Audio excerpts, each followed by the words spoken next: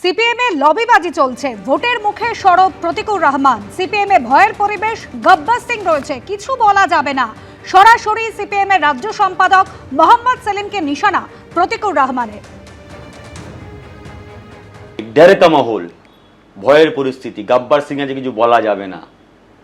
কিতনে আদমি the বলাও যাবে না। তো বলেছিল সর্দার 3 আদমি থে, 2 আদমি থে, এখানে সেটাও বলা যাবে না। সর্দার যা বলবে, সাহেব যা বলবে সেটাই করতে হবে। কি কালচার কমিউনিস্ট পার্টিতে? মানে আপনি প্রকাশ্যে কোনো কথা বলতে পারছেন না? আমি তো এতদিন প্রকাশ্য বলিনি, কারণ আমি দলের প্রোটোকল মেনে চলতে বাধ্য ছিলাম। ভেতরে আপনি কোনো কথা বলতে পারছেন না মুখ খুলে? কেউ বলতে পারছে না, সবাই ভয়ের পরিস্থিতি আছে, এক্ষুনি বোধহয় কাছে যাবে। দমবন্ধ পরিস্থিতি। আমার কাছে তো দমবন্ধ মনে হয়েছিল, কার কাছে কি আছে আমি বলতে পারছি না, কেউ সেটাকে এনজয় করতে পারে। আপনি একটা প্রতিকূল রহমানকে ঝেড়ে ফেললেন, সামনে উঠলো। জেনে রাখবেন এটা একটা প্রতিকূল নয়। যারা সাহেবরা আমার কথা শুনছেন জেনে রাখুন এটা একটা প্রতিকূল নয়। পশ্চিমবঙ্গের মাটিতে বুথে, ব্রাঞ্চে, ইউনিটে, লোকালে, তলায় হাজার হাজার প্রতিকূল আছে যারা প্রশ্ন করছে, এবং যারা প্রশ্ন করেছে বলেই তারা কর্নার হয়েছে। আজকের আমি প্রকাশ্য মুখ খুলেছি, হয়তো তারা পার্টির কারণে তারা মুখ খোলেনি, কিন্তু ব্যক্তির কারণে একদিন না একদিন মুখ খুলবে, সেদিন কিন্তু পালানোর পথ পাবেন না।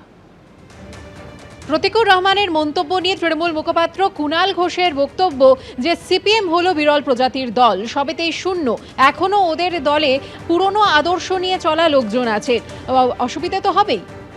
সিপিএম এর ব্যাপার, এবং সিপিএম একটা বিরল প্রজাতির দল, যে লোকসভায় শূন্য, বিধানসভায় শূন্য এবং রাজ্যসভাতেও শূন্য হতে চলেছে। কিন্তু ওখানে কিছু পুরনো আদর্শ নিয়ে চলা কিছু লোকজন আছেন এখনো, তো তাদের অসুবিধা হচ্ছে। সিপিএম এর এই সুবিধাবাদী রাজনীতি, শ্রেণীচ্যুতি, সুবিধাবাদী নীতি, সাম্প্রদায়িক শক্তির সঙ্গে ঘুরিয়ে হাত মেলানো, যারা প্রশ্ন তুলতো, আজকে তো দেখলাম সিপিএম এর ছাত্রনেতা বলছেন সিপিএম এ ভয়ের পরিবেশ। সেলিম সাহেবকে বোধহয় প্রায় গব্বর সিং এর সঙ্গে একটা তুলনা করলেন। দারুণ ব্যাপার, রোমাঞ্চকর ব্যাপার। হুমায়ুন কবির, মোহাম্মদ সেলিম একসঙ্গে বৈঠক করছেন, তাদের সম্পর্কে কিছু বলার নেই। বামেদের কেউ বিশ্বাস করে না, আক্রমণ রাজ্য বিজেপি মুখপাত্র দেবজিৎ সরকারের। বাম নিয়ে আমরা কোনো উত্তর দেব না, যাদের কোনো অস্তিত্বই নেই। আর্যভট্ট ছাড়া ওই শূন্যর মান আর কেউ বার করেননি, একমাত্র এনারা ছাড়া। যারা চুপি চুপি ধর্মনিরপেক্ষতার দোকান খুলে রেখে আবার চুপি চুপি বিলাসবহুল হোটেলে হুমায়ুনের মতন বাবরির কারিগরের সঙ্গে দেখা করেন, তার সঙ্গে চলে যান। হুমায়ুন এবং সেলিম একসঙ্গে মিটিং করেন, সেটা আবার সামনে আসে। তাদের সম্বন্ধে বাঙালি, পশ্চিমবঙ্গের বাঙালি কি বলবে? মুক্ত মোনা যারা যারা বহুত্ববাদের চর্চা করেন, এই পশ্চিমবঙ্গে বসে যারা বহুত্ববাদে বিশ্বাস করেন, গণতন্ত্রে বিশ্বাস করেন, তারা আর যাই হোক বামেদের আর বিশ্বাস করেন না। এই তো দেখছেন সব চলে যাচ্ছে, কারো সব প্রতীকও নিয়ে চলে যাচ্ছে কাস্তে হাতুড়ির, হ্যাঁ, অন্যদিকে চলে যাচ্ছে। শুনছি নাকি যারা খুব ভালো মানুষ ছিলেন, মানে সুজন সমাজ, সুজন টুজন, তারাও নাকি চলে যাচ্ছেন অন্যদিকে। জানি না, ওদের নিজেদের মধ্যে সিপিএম উল্টা তো একই পার্টি। তো এবারে উনিও বোধহয় নিজের দর বাড়াবেন এই সুযোগে। কোথা থেকে দাঁড়াবেন জিজ্ঞেস করে নিন, তাহলেই বলে দেবে। দলের অভ্যন্তরে সংঘাত কিন্তু তৃণমূলের ক্ষেত্রেও প্রকাশ্যে আসছে, ঠিক যেমন ভাঙড়, যেখানে কাইজার আহমেদ তিনি শওকত মোল্লার বিরুদ্ধে অভিযোগ তুলেছেন যে খুনের ষড়যন্ত্র করতে সুপারি কিলার ভাড়া করেছেন শওকত মোল্লা, এবং তার বিরুদ্ধে এফআইআর দায়েরের আবেদন জানিয়ে ভাঙড় থানায় ইমেল করেছেন কাইজার আহমেদ। প্রচারে থাকার জন্য কুৎসা রটাচ্ছেন তিনি, পাল্টা বলেছেন শওকত মোল্লা।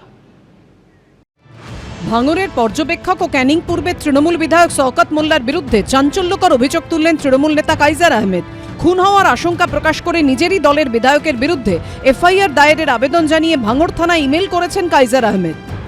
গত 2 দিন আগে আবার ফের 3 জনের একটা টিমকে ফের নিয়ে এসছে ঘাটাল থেকে, কোটি কোটি টাকার কন্ট্রাক্ট করে। অ্যাকচুয়ালি ও ভয় পাচ্ছে, কাইজার আতঙ্কে ভুগছে। ভাঙড়ের মানে মাটিটাকে মানে একদম আরামসে, যাতে এখানে তোলাবাজি, রাহাজানি, খুন, নানান কিছু করতে পারে, আমি পথের কাঁটা যেন আমাকে সরাতে চাইছি।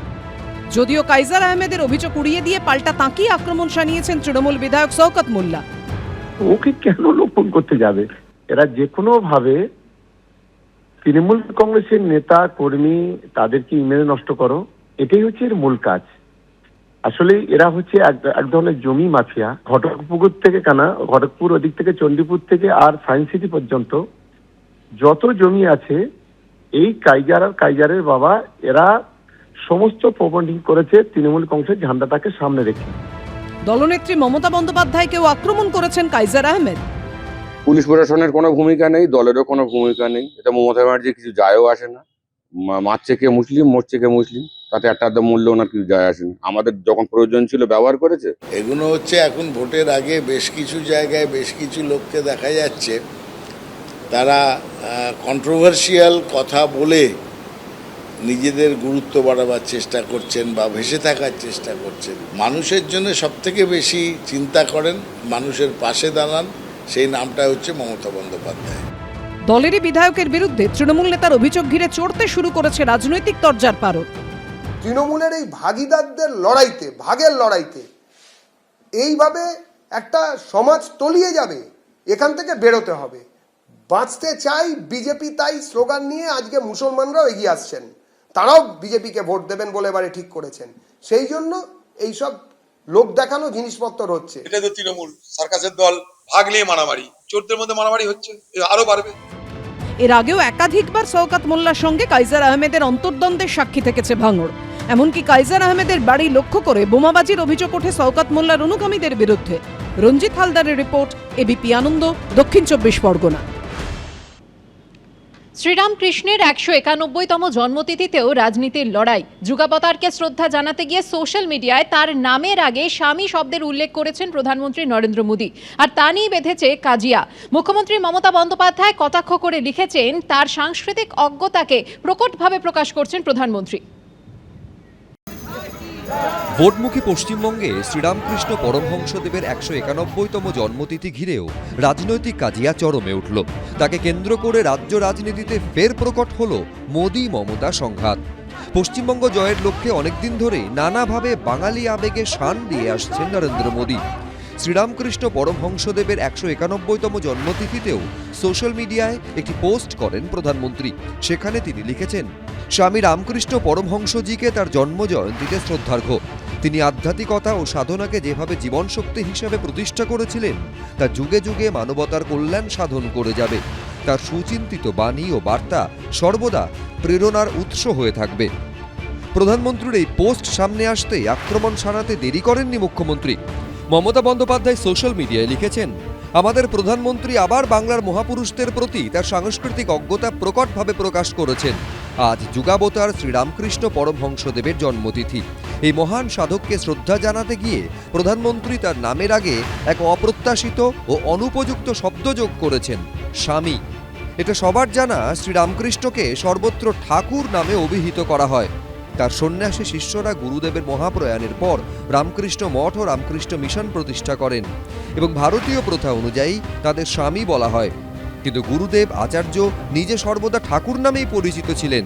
আমি প্রধানমন্ত্রীকে অনুরোধ জানাই, আধুনিক ভারতের স্থপতি বাংলার মহান নবজাগরণের উপকারদের জন্য নতুন শব্দবন্ধ আবিষ্কার করবেন না।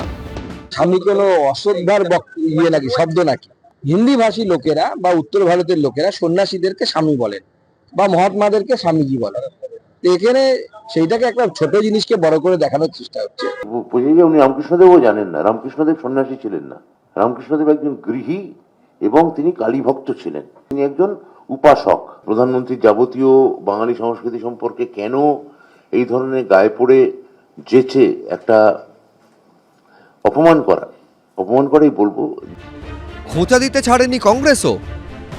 नरेंद्र मोदी जी लगातार महापुरुषों को बेइज्जत करते हैं। उन्होंने संसद में ही बंकिम बाबू कह दिया था, पर मुझे लगता है कि ये उनका अल्प ज्ञान, ये उनका अधकचरी जो नॉलेज है संस्कृति की, वो दिखाता है। जो कहना था वो बंगाल की मुख्यमंत्री ने कह दिया। বাঙালি অস্মিতায় শান দিতে গিয়ে এর আগেও বিতর্কে জড়িয়েছেন প্রধানমন্ত্রী। গত 8ই ডিসেম্বর সংসদে দাঁড়িয়ে বন্দে মাতরমের স্রষ্টাকে বঙ্কিম দা সম্বোধন করেছিলেন নরেন্দ্র মোদী। একবার নয়, একাধিকবার। बहुत बड़ा स्वदेशी आंदोलन खड़ा हुआ। अंग्रेज समझ गए थे कि बंगाल की धरती से निकला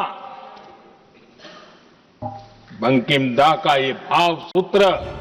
সেই বিতর্কের রেশ কাটতে না কাটতেই এ রাজ্যে এসে রবীন্দ্রনাথ ঠাকুরকে শ্রদ্ধা জানাতে গিয়ে নতুন বিতর্ক তৈরি করেন বিজেপির নবনিযুক্ত সর্বভারতীয় সভাপতি নীতিন নবীন। योद्धा ने, मैं कह सकता हूं जिस कवि गुरु ने इस राज्य को ही नहीं पूरे देश को शिक्षा की नई पद्धति दी, जिसके लिए नोबेल शांति पुरस्कार दिया गया, वैसे आज रविन्द्रनाथ ठाकुर जी को भी स्मरण कर रहा हूं। এবার যুগাবতারের জন্মতিথিতে শ্রদ্ধা জানাতে গিয়েও বিতর্কের জটে জড়িয়েছে প্রধানমন্ত্রীর বার্তা। এবিপি আনন্দ। এবিপি আনন্দ, এগিয়ে থাকে, এগিয়ে রাখে।